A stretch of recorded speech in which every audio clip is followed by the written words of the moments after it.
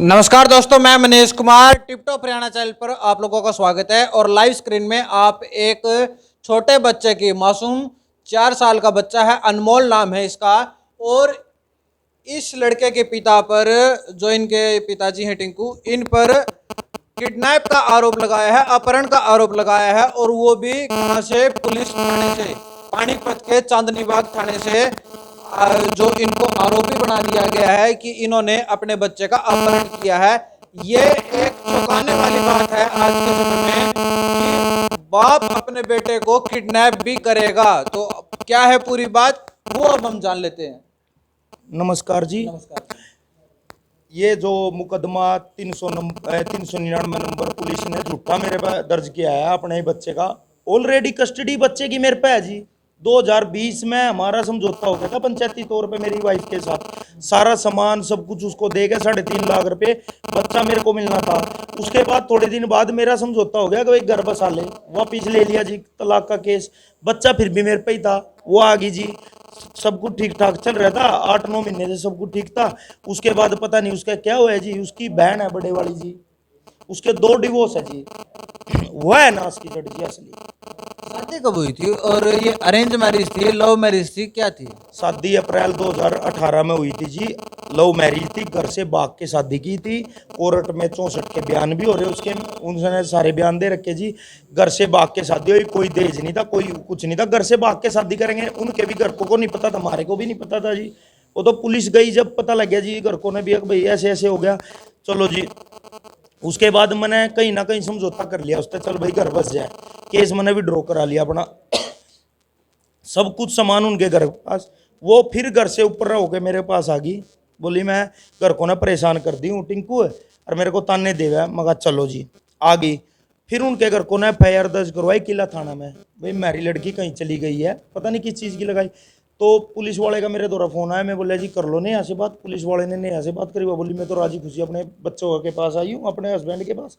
तो एफिडेविट बनवा के दे दिया जी, वो निमट गया वहीं की वहीं। उसके बाद सब कुछ ठीक ठाक चल रहा था। 10 मई को मैं कोर्ट में जा रहा था जी। मैंने वहाँ से फ़ोन करा, नेहा अनमोल को ले आना। उसने फ़ोन नहीं उठाए, 15-20 फ़ोन किए मैंने। उसके बाद मैंने मैसेज भी किए, मैसेज में दिखा दूंगा, फ़ोन में है 11:44 पे। तो उसके बाद कोई रिस्पॉन्स नहीं आया। मैंने मकान मालिक को फ़ोन किया, आंटी एक बार नेहा से बात कराना ऊपर। बोली वो तो जा रही है, मकान अनमोल ने लेने जा रही होगी। मैं वहाँ से फ्री होकर स्कूल गया अनमोल के, स्कूल में अनमोल बोली उसकी मम्मा लेगी, मैं चलो घर गया अनमोल में। उसके दौरान ही 10 मिनट बाद ही मेरे पास पुलिस वाली का फ़ोन आया कि भैया ऐसे ऐसे आ जा भाई थाने में। तो जी मैं चलेगा, मैंने पुलिस वालों को सारे प्रूफ दिखाए, फ़ोन पे से ट्रांजैक्शन हुई, दुकान से राशन आया, उसकी अनमोल की फीस वगैरह, मैंने एडमिशन करवाया अच्छे स्कूल में किड्स वैली में। तो जी पुलिस वाली कहने लगी भाई तेरे अंगाई लग रही सॉरी। उस टाइम तो पुलिस वाली की ये वर्डिंग थी मेरे को, पुलिस वाले ने बोले कि भाई तेरे पे इसकी बहन आने लग रही, मुकदमा लगाओगी दहेज का। मगर जी ठीक है। वहाँ से मैं, मेरा वकील मेरे साथ था, 2 भाई और आ गए, उनको भी नहीं पता, मैं अनमोल को लेके और अपना घर आ गया। पुलिस वो 2 आदमी और जो वकील आए थे वो पंचायती तौर पर आए थे? पंचायती तौर पर वो पहले भी आ चुके थे, जो 2020 से पहले मेरा कई बार आपसी वो है ना, तो वो फिर भी आए थे। और पंचायत में भी वो थे, दोनों आदमी सामान दिलाने में जो फैसला हुआ था उसमें मौजूद थे। मैं वीडियो है मेरे पास, सब कुछ सामान जाते हुएगी, ठीक है जी। उसके बीच पुलिस वालों का फ़ोन आया मेरे पास, नू कर देंगे इतना, नू कर देंगे। मैं बोला जी बच्चा तो मेरे पास ही है, और बाप अगर अपहरण का केस लगा देंगे तेरे पे। मैं बोल जी अपहरण का केस कैसे लग जाएगा, मैं अपने बच्चे को मैं मानने लग रहा है, मैं लेके गया हूँ, मैं जिम्मेवार हूँ, बच्चे को कुछ हो गया तो। मानने नहीं जी, मेरे घर को प्रेशराइज किया, मेरे भाई को उठा के वीडियो कॉल में पिटा जी, वीडियो कॉल करके किरण को, मेरे भाई को पिटा, छोटे वाले को। वो मुंह था बोलता नहीं, कानों तक कम सुना है, गूंगा है वो। उसको भी बहुत लट मारे जी सीधे सीधे। जिस रिश्तेदार ने ठावा उसने बता दिया अपहरण अपहरण अपहरण अपहरण। मैंने जी हाई कोर्ट में एप्लीकेशन डाली, वहाँ से मेरे को राहत मिली जी। मामला तो मारपीट का भी है आपके ऊपर, और जो खर्चा नहीं देने का वो भी है। तो वो तो मैंने प्रूफ कर दिया था उसी टाइम जी, मार पिटाई में। दिखा रहे थे कि आप और आपकी वाइफ बाहर घूमने के लिए गए हुए हैं। हाँ जी, वो कह रही है, एक बार हमारे दर्शकों को भी दिखा दो। वो और कह रही, आपका बच्चा कितना दुखी है, कितनी उसको जान जो जान से धमकी मिली हुई है कि भाई उसकी जान का खतरा पापा सेफ के नहीं है पास उसके। जी जी। जी नहीं, तो एक बार हम उस बच्चे की वीडियो दिखाना चाहेंगे आप लोगों को। ये कल की वीडियो है जी। ये आप लोग देख सकते हैं, ये कल की वीडियो बताई जा रही है जो लड़के के पिता हैं, और इसमें आप लोग देख सकते हैं बच्चा अपने पिता के साथ आराम से हंसी खुशी खेल रहा है। इसको कहीं भी ऐसा एहसास नहीं हो रहा है कि आप लोगों को भी नहीं हो रहा होगा कि कहीं ये किसी प्रकार से कोई दुखी होगा। तो एक बार वो वीडियो भी आप दिखाएं जिसमें आप तो बोल रहे हो आपकी पत्नी हंसी खुशी आपके साथ रह रही है, वहीं दूसरी तरफ जो आपकी पत्नी का जो आरोप है कि आप उस जो आपकी पत्नी ने आरोप लगाया कि आप उनको पीटते हो, तो उसके कुछ सबूत वगैरह। मुश्किल से एक हफ्ता पहले की वीडियो है जी। हाँ जी, देखो जी, ये कसौली के फोटो है जी। इनको बदल बदल के देखो जी, डेली जिस लुगाई के साथ मारपीट होती हो तो ये है जी फोटो, और मैं वीडियो भी दिखा देता हूं। तो ये देखने वाली बात है और सोचने वाली भी बात भी है कि जिस प्रकार से हंसी खुशी परिवार रह रहा है, और उसके बाद 10 मई को शिकायत जाती है थाने के अंदर कि उसके साथ मारपीट होती है, थाने से उसका बच्चा अपहरण हो जाता है। और अनमोल के बर्थडे 27 मार्च की फोटो है जी। ये आप लोग देखिए, बच्चे का बर्थडे मनाया जा रहा है, हंसी खुशी परिवार पूरा एक है, हंसी खुशी है, और उसके बाद 10 मई को शिकायत दे दी जाती है।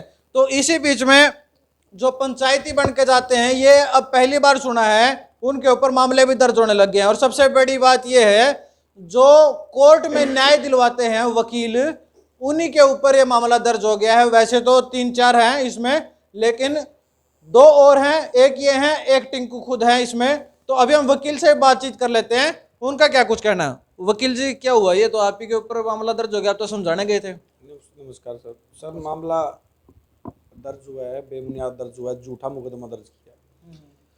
टिंकू के पास कॉल आती है, हल्का फुल्का इनका झगड़ा हुआ है, सुबह कहीं विदेश जाने में इसकी वाइफ को विदेश जाना था, इन्होंने मना कर दिया। इधर में थोड़ा बहुत झगड़ा हो गया। बाद में स्कूल में बच्चे को ये छोड़ के आई, ये कोर्ट में आया हुआ था उस दौरान में 10/5 को कोर्ट में था कि वो लड़के को लेके इनकी वाइफ नेहा जो है स्कूल से थाने में चली जाती है। इस दौरान में पुलिस वालों का फ़ोन आता है इनके पास में कि भाई आप थाने में आ जाओ, यहाँ आपका वाइफ आई हुई है। इन्होंने मुझे आग्रह किया कि वकील साहब आप मेरे साथ चल पड़ो और समझा बुझा के, मैं क्योंकि मैं पहले जानता हूँ, पहले भी चला गया था इनके साथ। भाईचारे में पंचायती तौर पे चले गए, अधिवक्ता के नाते लगाओ सर, भाईचारे लगा लो कि भी जल घर बस जाए।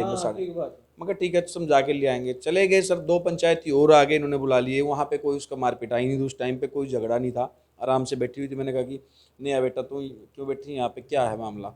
बोले इसने मेरी कोचिंग नहीं दिलाता, मेरे को खर्चा नहीं देता। मगर चल ठीक है, तो सॉर्ट आउट कर लेंगे, तू यहाँ थाने से तो चल। बोले नहीं जी, मेरे को तो रहना नहीं इसके साथ में, मेरी फाइनल बात होगी अपनी बहन से, किरण से, जो उसकी सिस्टर है। मतलब घर किसके साथ बसाएगी, तो फिर मतलब बसाना तो इसी के साथ है, बच्चा भी होगा आपका, तो सारी चीज़ें हैं। बोला नहीं बस फाइनल हो गया जी, मैं नहीं बसाना चाहती। मगर आपका तलाक का केस पहले भी डाला था, तब भी आपका कंप्रोमाइज़ हो गया था, बीच में हमने विड्रॉ कर लिया। बोला नहीं अब मैं फाइनल नहीं रहना चाहती। इसी दौरान में कहीं लड़के को लेकर या टिंकू को ये पता चला कि मेरे खिलाफ मामला दर्ज करेगी पुलिस कोई बड़ा, तो इसी दौरान में वो अपने बच्चे को लेकर अनमोल को वहाँ से चला गया। हमें इस चीज़ का नहीं पता, 3 बंदों को, पंचायती या मैं, हमें नहीं पता सर। वो जाने के बाद फिर हमने वेट, आप वहीं थाने में थे जब टिंकू अपने लड़के को लेके गया? बिल्कुल सर। बाद में हम आधा घंटे बाद निकले वहाँ से, वेट करके सारी चीज़ें, जब इसका फ़ोन कॉन्टैक्ट बंद हो गया तब मैं फिर अपनी कोर्ट में निकल गया और 2 बंदे अपने वो भी चले गए सर। उसके बाद सर मेरे पास फिर टिंकू कोर्ट में पहुँच जाता है बच्चे को लेके। मैंने टिंकू को कहा कि आप या तो घर चले जाओ या फिर उसको बुला के पंचायती को दोबारा से टाइम रख लो, जो बात फैसले पे आ जाए आपकी। सर इसी दौरान में पुलिस वालों को मेरे पास भी फ़ोन आते हैं सर। आईओ मेरे पास सतीश ASI रोहिला जी हैं, SI हैं रैंक पर, उनका फ़ोन आता है और वो डायरेक्टली मुझे धमकी देनी स्टार्ट करते हैं सर। किस प्रकार की धमकी देते कि आप थाने में आए थे, मगर सर आया था, आप बच्चे को उठा के ले गए, यहाँ से किडनैप करके ले गए, मगर सर ये आप सरासर धमकियाँ दे रहे हो। आप एक वकील अधिवक्ता पे ऐसे तरीके की भाषा का प्रयोग नहीं कर सकते कि मैं ले गया। मगर सर मैं क्यों ले जाऊंगा, उसका फादर था, वो लेके गया कि नहीं लेके गया हमें वो भी नहीं पता। मगर सर हम किसी को बच्चे को लेके नहीं। बोले मैं आपके खिलाफ अपहरण का मुकदमा दर्ज करूंगा, आपकी प्लानिंग के मुताबिक बच्चा गया, सारे काम के रचेता आप हो। मगर सर ये गलत है, अन्याय है। मगर सर मैं कोऑपरेट करने के लिए तैयार हूँ, क्या चाहते हो आप मुझे बुलाओ, मैं थाने में भी आ जाऊँगा। मेरी कोई ऐसा कोई प्रूफ हो कि मैं बच्चे को, तब भी मैं गुनहगार हूँ। सर मेरे फिर मुझे पता चला कि मेरे खिलाफ फिर उसी दौरान में थोड़ी देर बाद इनकी वाइफ ने अगर मेरे पास फ़ोन आता है, उन्होंने भी सेम धमकियाँ मुझे दी, जिसकी रिकॉर्डिंग मेरे पास भी है। सुनाओगे थोड़ा बहुत? सर मैं कोशिश करूँगा, क्योंकि मेरी इसमें ना बैटरी कम ना लो है, फिर भी मैं कोशिश करता हूँ सर। तो जो टिंकू है उसकी पत्नी ने भी, जो वकील हैं, इनको धमकी दी, और जो आईओ है इन्वेस्टिगेशन ऑफिसर जो चांदनी बाग थाना से, एएसआई सतीश रोहिला नाम बताया है, उन्होंने भी धमकी दी। अब ये देखने वाली बात होगी कि इसमें आगे होगा क्या। और सबसे बड़ी बात पता है क्या है, जब हरियाणा पुलिस एक बहुत अच्छा स्लोगन देती है, सेवा सुरक्षा और सहयोग। अब सेवा सुरक्षा और सहयोग तो मुझे कहीं मिला ही नहीं इस मामले में, और इस मामले में आगे की हम जानकारी ले लेते हैं, और एक रिकॉर्डिंग है वो आप लोगों को सुनवा देते हैं। पहले सर मैं आपको नेहा की रिकॉर्डिंग सुनाता हूँ, उनकी वाइफ की। मेरे पास फ़ोन आता है। किसको? मैं तो जब भी उन्हीं दिमाग से देते आप उसे। भाई नहीं तो मेरे को ये चीज बता कि इसलिए अगर तने इसलिए फोन करे हो कि रमन तो उससे अभी कही थी बात में, मगर नहीं जाकर अपना घर बसा ले, अपने साथ में ले जाते हैं। जब वो आपके साथ कोर्ट में जान लग रहा है, अनमोल को भी लेके, तो आप ये नहीं बोल सकते कि भाई कोर्ट में अनमोल का क्या काम है? नहीं बेटा मेरे साथ में नहीं गया, कोर्ट में आया, बाकी मेरे साथ में नहीं आया। मेरे को बाइक पाया तो आपके साथ है। हेलो हेलो जितने जने टिंकू के साथ आएगा ना, सबके खिलाफ केस दर्ज करने लग रही। हमारे खिलाफ? हाँ, कि तुमने थाने से किडनैप करा बच्चा, तुम सारे किडनैपिंग में थे। चलो अगर तना मारा ये लगता हो तो कर दे। मैं करूँ ना, क्यों? आप ही तो लेके निकले अनमोल को। मैं देखा हूँ किसने अनमोल को ले, तो मेरा क्या राइट है अनमोल को ले जाने का? क्या राइट है? अनमोल, टिंकू के पास एक्टिवा थी, गाड़ी आपके पास थी, आपने गाड़ी की चाबी टिंकू को दी और आप तीन हो गए उसमें। अगर सुनो यहाँ कैमरे लगे, अगर टिंकू मेरी गाड़ी ले गया तो भी गुनहगार होगा। मेरी गाड़ी सामने खड़ी, अगर ले गया तो मतलब मुझे नहीं पता आप सबकी क्या प्लानिंग हुई, लेकिन आपकी प्लानिंग से ही अनमोल यहाँ से निकला और टिंकू गया, और टिंकू ने फोन ऑन करके पता वो कर दिया। अनमोल की अगर बात है, मेरा बच्चा अगर मुझे नहीं मिला ना, मैं यहाँ की ट्रैपिंग का भी एक और के लगान लग रही यहाँ पे, इसके केस खिलाफ दर्ज करने लग रही आपके, आप सबके जो टिंकू के साथ आए थे। हमारे खिलाफ? हाँ, तो अच्छी बात है तना के तो एक हमारे वकीलों के खिलाफ भी करेगी तो अच्छे और भी वकील तने और भी कहने होंगे वहाँ दुनिया भर के। तुम हमारे को एकदम बता धमकी दे रही है, मैं तेरे बच्चे क्या करना है मुझे बता। मैं धमकी नहीं दे रही, मैं तो सीधी तो बोल रही अभी आप लोगों ने सुना किस प्रकार से जो अनमोल की मम्मी है नेहा, उन्होंने जो वकील हैं उनको फ़ोन किया और एक तरीके से धमकी दी, या तो मेरा बच्चा मुझे वापस दिलवा दो, नहीं तो मैं आपके खिलाफ भी केस कर दूंगी। अच्छा, ये जो सारी कहानी जो चल रही है, इसमें एक इसकी बहन है आपकी वाइफ की, किरण, उसका नाम आ रहा है, क्या है वो, कौन है? इसकी बहन है जी, 2 डिवोर्स हो रहे उसके खुद। ठीक है जी, दो बार उन्होंने पैसे ले लिए डिवोर्स के। ठीक है जी, वो जब भी पंगे में पड़ी, जब ही मारा ये कलेश जुड़ा जी, जब वो बीच में आई जब ही कलेश, जब थाने में ये सुनी ना भाई मेरी बहन आने लगी, मैं तो उसके साथ मैंने जब ही देख लिया ये नहीं निपटन देवा, बहन आ गई तो मतलब भी नहीं। मैंने 10 तारीख ने उसको इतने फ़ोन किए, अगर झगड़ा होता तो मैं फ़ोन करता। ये देखो जी आप, एक बारी 11:44 पे मैं उसको मैसेज कर रहा, फ़ोन क्यों नहीं उठा रही, अनमोल को स्कूल से ले आना, मैं लेट हो जाऊंगा। कहाँ गए हुए थे आप? मैं कोर्ट में गया हुआ था जी 10 तारीख। किस मामले में? गवाही थी जी, एक दूसरा मामला था पुराना, उसमें गवाही थी। उसमें गवाही में तो आपने पता टाइम लग जाए, तो मैंने इसलिए मैं उसको बोल के गया। सुबेरे सब्जी रोटी बनाने लग रही थी, मैंने ये भी बोला कि नेहा तू थोड़ी लेट बनावा है, मैं खा के नहीं चला जाता। कोई लड़ाई कोई झगड़ा नहीं, बिल्कुल भी कोई नहीं जी। अच्छा, आपने इतनी सारी बातें बताई, आपने पुलिस के बारे में बताया, पुलिस ने किस प्रकार से आपके भाई को पीटा, सारी चीज़ें आपने बताई। तो जो पानीपत के जो एसपी हैं शशांक कुमार सावन, वो तो बड़े न्यायप्रिय आदमी हैं, बड़े सज्जन आदमी हैं, हमेशा ये ध्यान में रखते हैं कि किसी के साथ कुछ गलत ना हो जाए। तो आप क्यों नहीं गए उनके पास, गए या नहीं गए? मेरा वकील गया था जी, मैं नहीं गया उनके पास। तो वकील से ही पूछ लेते हैं। तो वकील गए हैं पानीपत एसपी के पास। हाँ जी सर, आपकी क्या कुछ बात हुई? सर एसपी साहब ईमानदार हैं, अच्छे आदमी हैं। बिल्कुल सर, मैं उनके पास गया, मेरे बार एसोसिएशन, मेरे पास बार एसोसिएशन साथ में गई, प्रधान गए, हमने सर के पास बात रखी, सर मेरा इसमें ऐसे ऐसे मामला दर्ज है, उनकी नॉलेज में पहले ऑलरेडी था ये मामला, उन्होंने मुझे आश्वासन दिया ठीक है कोई बात नहीं, हम आपको निकाल देंगे इसमें से। फादर बच्चे को लेके चला गया थाने से। मैं कहा सर वो गलत है, थाने से लेके चला गया, मानता हूँ कि बैठ के फैसला होता ज़्यादा बढ़िया था सर। फिर भी उसके बाद भी मुझे पुलिस ने, जो आईओ है सतीश कुमार रोहिला, उसने बड़ा मेंटली परेशान कराया। मेरे घर पे जाना, बातचीत एसपी से बातचीत होने के बाद भी? जी सर, मैं बाद में उसने घर पे गया, मतलब मेरे जहाँ पे मैं रहता हूँ आस पड़ोस के, मेरी ना एक छवि खराब करने की कोशिश करी। अब भाई बच्चे को उठा के ले आए, ये वकील फलाना, तो मेरा एक ना कैरियर पे सवाल आ गया। दोबारा से फिर मैं एसपी साहब के पास गया, सर मेरी ना मदद करें। तब आप पर्सनली अकेले गए या तब भी नहीं, बार एसोसिएशन साथ में गया सर, साथ में दोबारा साथ में गया सर। मैंने उनको आग्रह किया कि सर आप पुलिस कप्तान हो। उस दौरान सेकंड बार में मुझे थोड़ा सा एसपी साहब का जो था वो थोड़ा सा बदलाव, चेंजिंग नज़र आई। एसपी साहब ने मुझे जवाब दिया कि उस बच्चे को पेश करा और उसके फादर को पेश करा, तब इसमें से आप निकाल सकते हो, अदरवाइज मैं निकाल लूंगा नहीं इसमें से आपको।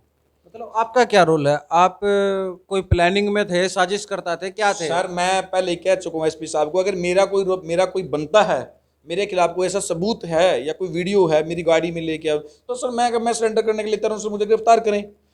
उसके बावजूद एसपी साहब ने मुझे ये कहा कि उसको गिरफ्तार करा दे, आप उसकी पैरवी कर रहे हो। मैं कहा कि सर मैं एक एडवोकेट हूँ, अगर मैं पैरवी नहीं करूँगा तो किसी क्लाइंट की पैरवी करना मेरा काम है, मेरा धर्म है।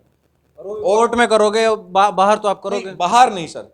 उसने कहा कि आप उसकी बेल फाइल कर रहे हो, जबकि बेल फाइल मैंने नहीं करी सर, बेल फाइल हमारे सीनियर जो एडवोकेट थे उन्होंने करी थी। मैंने कहा कि सर मैंने कोई उसकी पैरवी नहीं करी, अगर मेरे कॉन्टैक्ट में आता तो मैं समझाने की कोशिश करूंगा और ले आऊँगा सर उसको समझा के। एसपी साहब ने मुझे आश्वासन फिर दिया। फिर मेरे पास इनके फ़ोन, आईओ के फ़ोन आने स्टार्ट। आईओ ने मुझे धमकी दी कि तेरे को ना तो निकलने दूंगा और तेरे को इसमें गिरफ्तार जरूर करूंगा मैं केस में। मतलब आपको पर्सनली लिया जा रहा था? पर्सनली सतीश कुमार जो रोहिला है, एसपी साहब अच्छे आदमी है, अब पता नहीं उनको कैसे नीचे से गुमराह किया जा रहा है, पर कहीं ना कहीं ऊपर से भी प्रेशर हो सकता है, वो अंदरूनी बात है, पर नीचे से भी गाइड अच्छे हो रहे हैं कि नहीं हो रहे एसपी साहब मुझे नहीं पता। मैंने कहा कि आईओ को मैंने रिक्वेस्ट करी, मैं कोऑपरेट करने के लिए, तो तू तो डाक करके बात करता है, तेरे को ही देख लूंगा, इन्वेस्टिगेशन में शामिल होगा। तब जाके मैंने फिर अपनी एंटीसिपेटरी बेल फाइल करी है, जो कि मेरे को मिल गई है 27 तारीख तक की। मैं इसमें ज्वाइन करूंगा।